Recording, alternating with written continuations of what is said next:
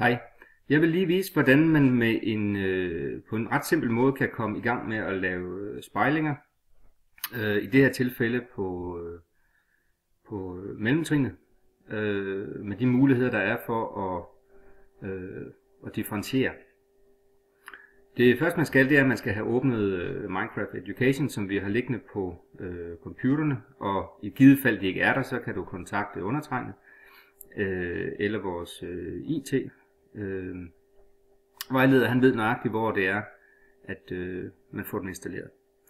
Når så Minecraft er startet, så vælger du single player, og når du så kommer herind, så skal du vælge den, der hedder Create New World. En god idé på det her tidspunkt allerede, det er, at man navngiver op i den sorte boks her, og vi kalder den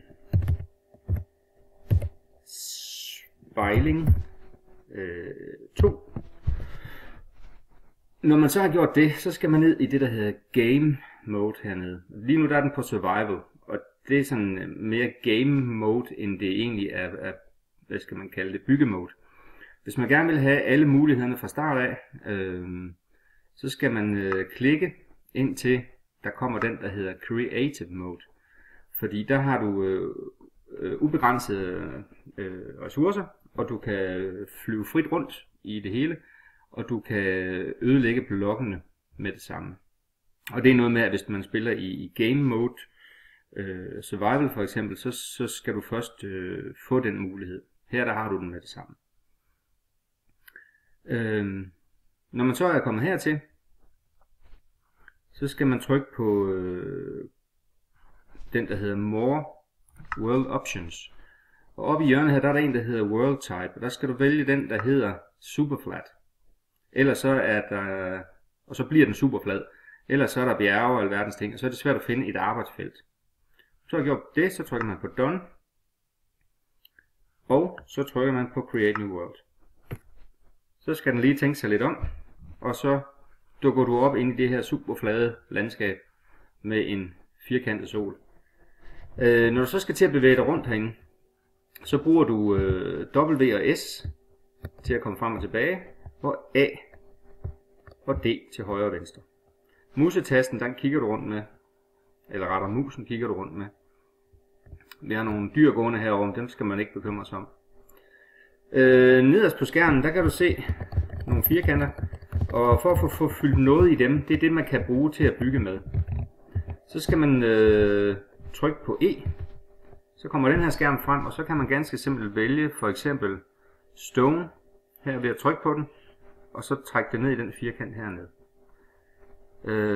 En god idé her, der er det jo så at vælge nogle meget forskellige farvede, så de er nemmere at arbejde med, når man nu skal til at lave nogle arbejdsopgaver. Og du skal forestille dig det lidt ligesom at arbejde med Centicubes. Det er bare sådan en digital udgave herinde. Jeg har en lidt rød en her. Så vil jeg gerne have en sådan meget mørk en til at lave spejlingsaksen med. Det bliver så den her. Nej, det er løgn. Jo, vi tager den der. Nu har jeg valgt dem, jeg skal bruge, så trykker jeg på E igen og er her tilbage.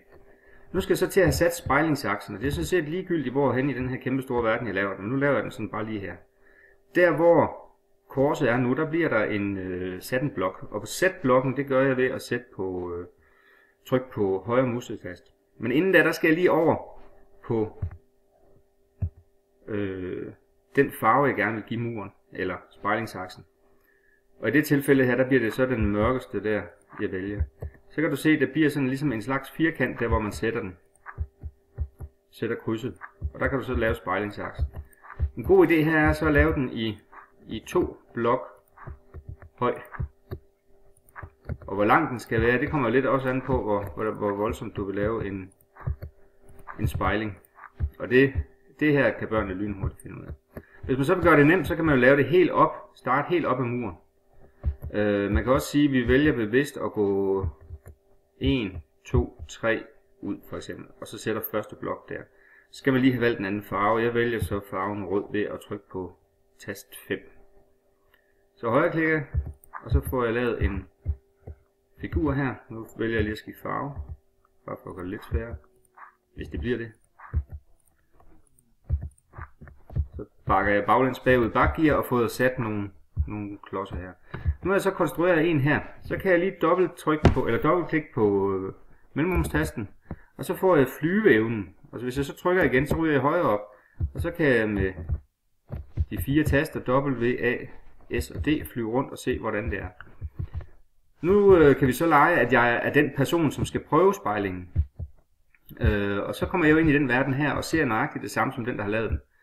Nu skal jeg så finde ud af, hvordan i verden jeg lige får lavet spejlingen her om på den anden side af spejlingsaksen. En god idé er jo at flyve op her og kigge og prøve at danne sig et overblik om, hvor mange blocks jeg skal ud. Og det er her omkring. Og så dobbeltklikker jeg lige igen på mellemrumstasten og får muligheden for at falde ned igen. Og så går jeg rundt. Og så herude 2 mellemrum. Og så det tredje, der skulle stå, så vidt jeg husker, en rød. Så skal jeg lige have ændret den til en rød. Sætter en der. Nu kan jeg allerede ikke huske, hvor mange det var, jeg skulle sætte. Så dobbeltklikker jeg lige på mellemrum igen. Får muligheden for at flyve. Går op og kigger. Var der 2 eller 3? Der var faktisk 3. Og når jeg så har fået sat de 3, ændrer jeg den til hvid. Og får lavet det her over. Og når jeg så er helt færdig, så kan jeg jo lige flyve højt op og henover og få et godt overblik her for, om jeg har fået lavet den rigtigt. Og når jeg så har det, så spørger jeg så min kammerat, ham der har lavet den, ham eller hende der har lavet den, om det er rigtigt. Og det ser det ud til. Og sådan kan man generere og blive ved med at generere nye spejlingsopgaver til hinanden.